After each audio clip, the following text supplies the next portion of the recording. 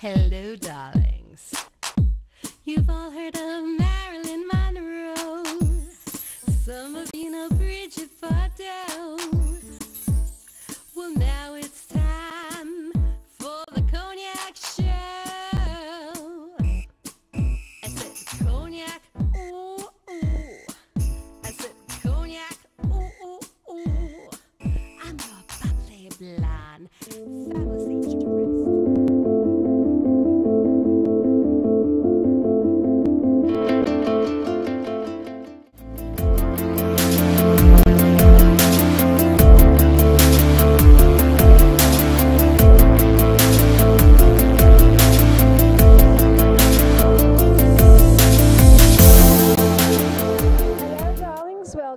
I'm Cognac Wellerlane, and we are here at Toy Restaurant at the Gavensport Hotel in Lower Manhattan. I'm here with fashion designer, Mr.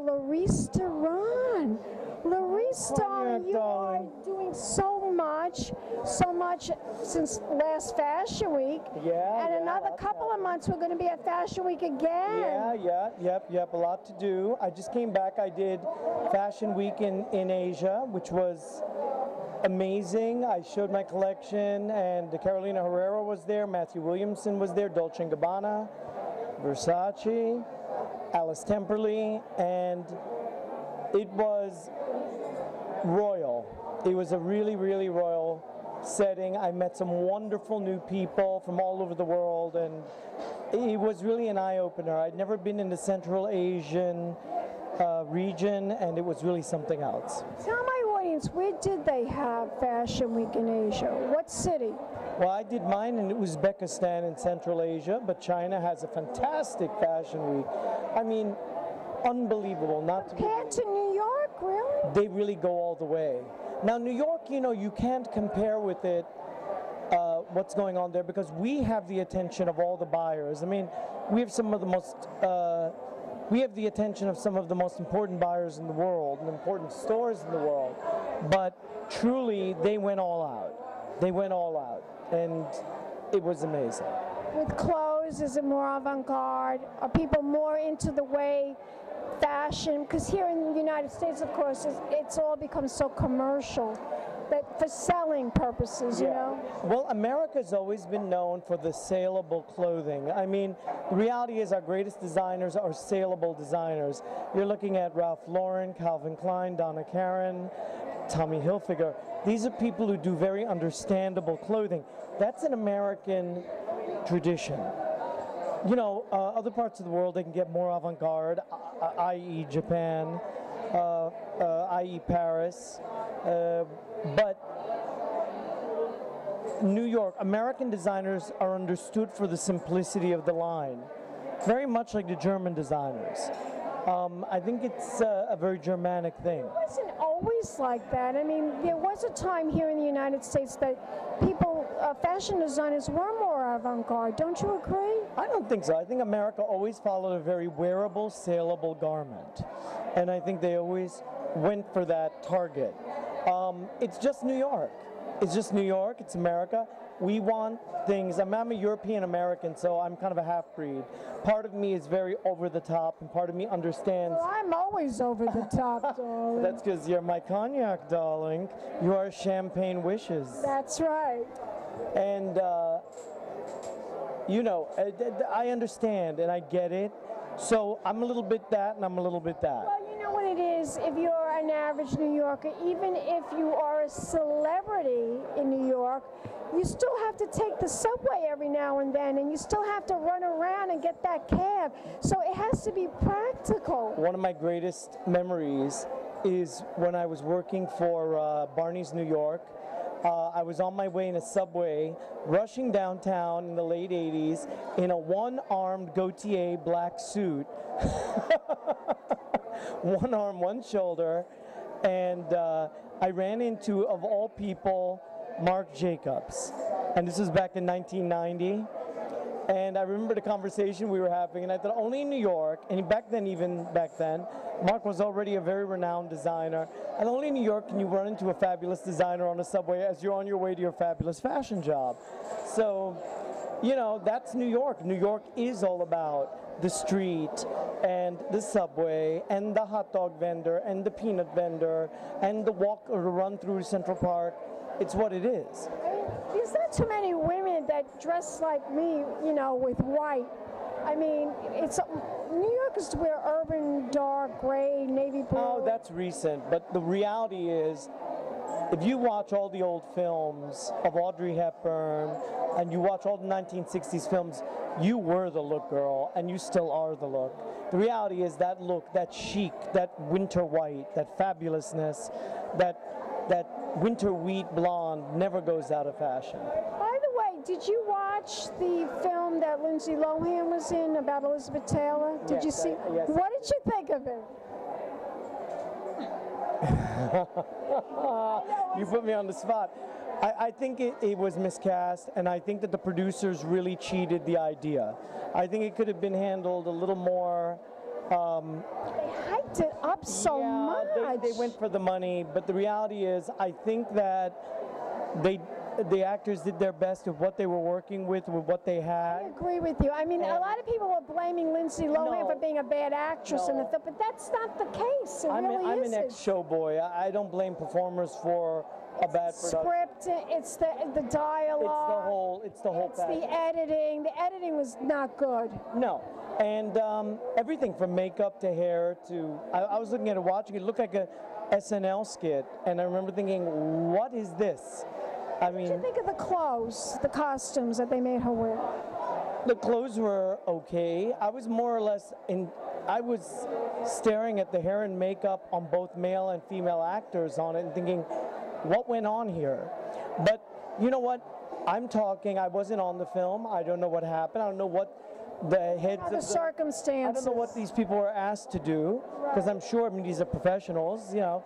But so who am I to criticize? Beyond saying that, I think that, you know, you take a subject like Liz and Dick, you've got to kind of think. I lived it. I lived that. I mean, I was a little girl, but I lived it. I lived both Elizabeth Taylor and Richard Burton. Tumultuous relationship between each other. I lived that. I went through that when she got divorced and she married all those men after him, all those husbands. So I remember all that. The reality is, Elizabeth Taylor was the quintessential smoldering, elegant girl. She smoldered, she was sexy, but she was always elegant. That voice, those features, no matter how much she wanted to roll in the mud, she could never really roll in the mud. It wasn't in her. I know, she was ladylike that way. She was ladylike that way, right. Yeah. And he was too, no matter how much of a mess he was always that kind of UK Anglo gentleman, that Welsh gentleman. The reality is they didn't capture that. I so agree, but you know, I'm so hungry for a film with great clothes that I'll just sit there, and even if the story is terrible or whatever, I'm so hungry to see beautiful clothes on the actresses. I think we might get it in the movie Anna Karenina. Yes, I want to go see that. I think we're going to see an amazing job done on that. In the movie Les Miserables. I think that they're going to really pull out all stops on these films. The next thing we're doing, we're getting ready for the next chapter of Laurice Diran. We're talking to people about opening our boutiques in Central Asia, in Asia. I think that's a very, very, very lovely market for us. We've received some offers, so we're now beginning negotiations. The Fashion Group International has nominated me once again for a Rising Star Award, which I won for menswear in 2011. And this time I'm nominated for 2012 for women's wear. So I mean, what could be better than that? To be acknowledged by your peers in New York City, which is the toughest town for fashion outside of Paris and Italy. Milan and Paris, excuse me. And I'm thrilled. I'm thrilled. If I win or lose, I feel like I won. And I know that everybody says that, but really I do. The competition is wild. You're always winning in my book, darling. You're always winning in my book. I want you to tell my audience, Laurice, where we could go to find out more information about your line. You could find me at www.lauricediran.com. Fabulous. Give me a kiss. Love you. And we'll be back back in a moment, darlings, with more interviews right here at Toy Restaurant in the Gazenport Hotel. Merry Christmas. Big champagne kisses.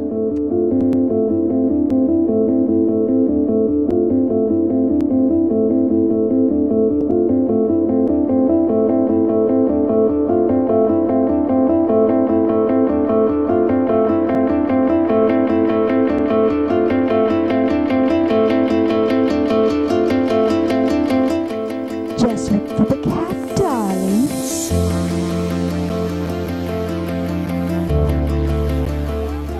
Welcome back. I'm Cognac Wellerlane, and I'm here with this gorgeous blonde, and she's a professional model, and she has a lot to talk about.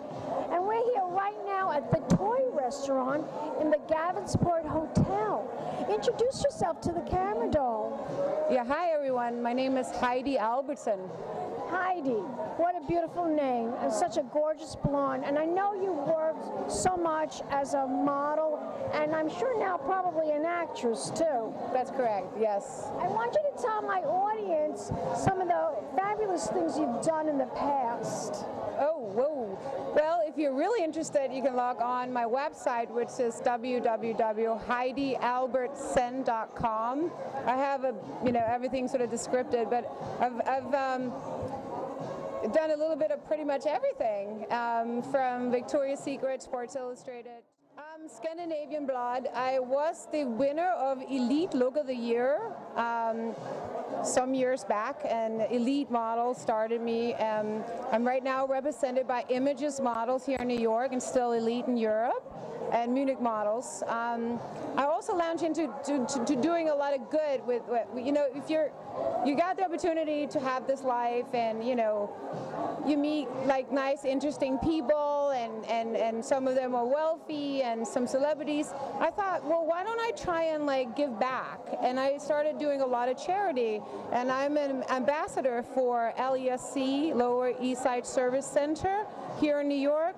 And I'm also an ambassador for LPA, Life Product for Africa, where I help specifically mothers and children. Unfortunately, when I just started my career, I lost my own mother. And no. Thank you. It's been hard, but through giving back and helping people, it makes me feel good that I can help someone. Recently, we had Hurricane Sandy here in New York. Oh, tell me about it, darling. I was one of the victims. So, tell me, Heidi, where can we go to find out more information about this particular charity, where we can donate, support, and contribute? You can go to www.lesc.org or Lower East Side ServiceCenter.org. The other one is www.lifeproductafrica.org. Wonderful. Heidi, tell my audience what you're working on right now. What, as a career, are you working on any movies, any films, any modeling projects that we should know about? Are you promoting any kind of a product that we should know about right now?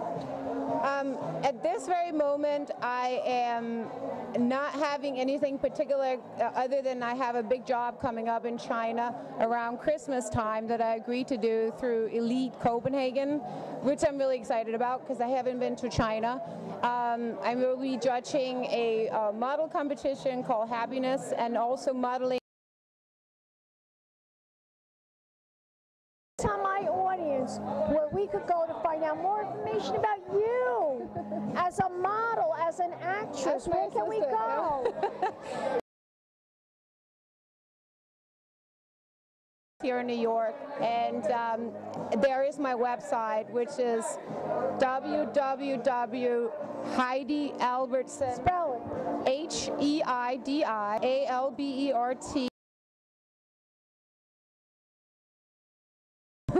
You're so gorgeous. Thank you. Heidi, thank you so much for that wonderful interview. Thank you. And we'll be back in a moment, dogs, with more interviews right here at Toys Restaurant at the Gazenport Hotel in Lower Manhattan. Big champagne kisses and Merry